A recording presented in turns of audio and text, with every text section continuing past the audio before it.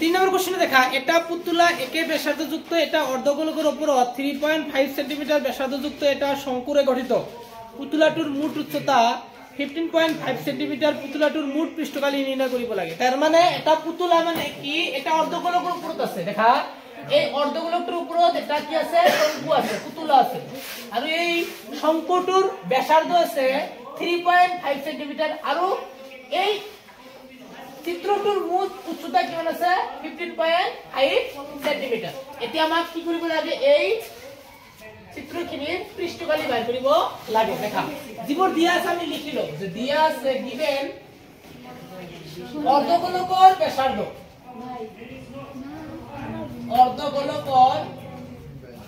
অৰ্ধগোলকৰ কি আছে ব্যাসাৰ্ধ আছে ন অৰ্ধগোলকৰ ব্যাসাৰ্ধ r ইকুয়াল টু কিমান লিখিবা কোৱাচোন 3.5 সেন্টিমিটাৰ এতিয়া পাত্ৰটোৰ মোট উচ্চতা কিমান আছে 15.5 সেন্টিমিটাৰ আমাক পাত্ৰটোৰ উচ্চতা না লাগে আমাক কাৰ লাগে কোৱাচোন শঙ্কুৰ উচ্চতা লাগে শঙ্কুৰ উচ্চতা এতিয়া এই শঙ্কুটো অৰ্ধগোলকৰ উপৰ 3 আছে তো অৰ্ধগোলকৰ ব্যাসার্ধ আছে কিমান 3.5 সেন্টিমিটার তো টোটালের উপরে আমি কি বাদ দিব লাগিব 3.5 সেন্টিমিটার বাদ দিব লাগিব হয় নহয় এটা আমি লিখিম শঙ্কুর উচ্চতা শঙ্কুর উচ্চতা is equal to কি লিখিবা 15.5 minus 3.5 সেন্টিমিটার এতিয়া 5 ৰ পৰা 5 দিলে 0 15 ৰ পৰা 3 বাতিলে 12 সেন্টিমিটাৰ আমি শঙ্কুৰ উচ্চতা কিমান পালো 12 সেন্টিমিটাৰ এতিয়া আমাক কোশ্চেনটোত কি বাইৰ কৰিব কৈছে কোৱাচোন পুতুলাটোৰ মোট পৃষ্ঠকালি আমি চাইছে লিখিম পুতুলাটোৰ মোট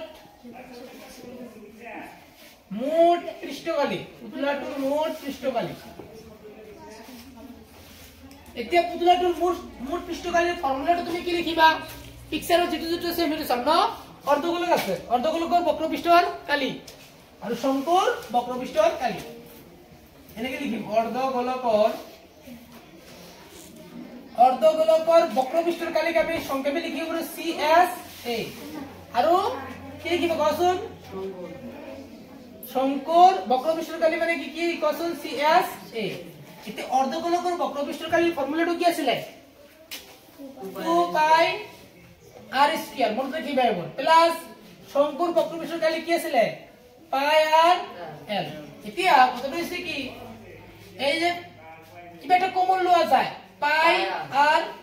r আমি কমন লব পাৰি পাই r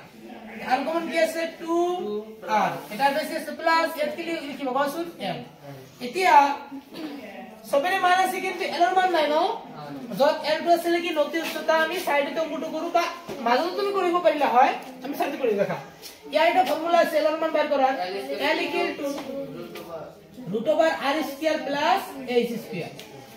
তো মানটো বহাই দিয়া 3.5 স্কয়ার প্লাস 12 কি লিখিবা স্কয়ার এতিয়া 3.5 স্কয়ার করলে কি হয় বলছুন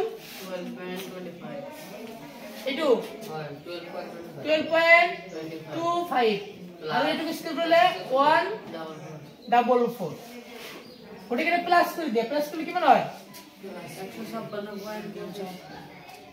156 পয়েন্ট কি মানে বলছুন 25 এটা একটা বর্গমূল আছে না বর্গমূলটা আমি কেনেকে বের করেছিল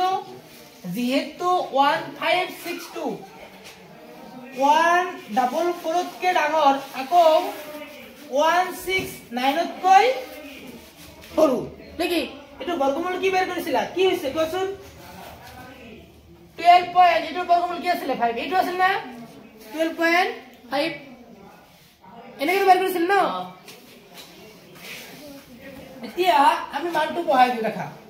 পাইৰ মান 22/7 ইনটু r ৰ মান কিমান আছে 3.5 ব্ৰেকেট 2 ইনটু r ৰ মান কিমান আছে 3.5 প্লাস l ৰ মান কিমান আছে 12.5 এটি দেখা 7 গুণ 7 7 5 গুণ 35 কিন্তু এটা কৰি পেলে কি আছে পয়েন্ট আছে এতিয়া আমি কি কৰো দেখা 5 দুগুণ 10 ৰ 0 হাত থাকিল 1 5 দুগুণ 10 হাত রেখে কি 11 কিন্তু এটা করে ফেলে কি আছে দশমিক আছে এতে আমি আরো একটা অঙ্ক আমি ডাইরেক্ট করিও পারু 2 35 গুণ কি মান হয়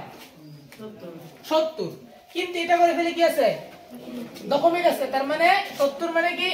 আমি এতটা পয়েন্ট দিম দিবি নাই তার মানে এতে 60 টাকা 60 টাকা আর 12 টাকা যোগ করলে কি মান হয় 19 টাকা তাহলে কি আছে